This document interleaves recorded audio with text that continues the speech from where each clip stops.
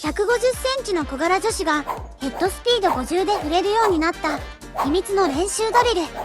ヘッドスピードを上げていくには筋肉を速く動かす感覚を覚えていく必要があります。軽い練習器具やシャフトを使って最高速で筋肉を動かす訓練をしていくと筋肉は速く動くように変わっていくのです。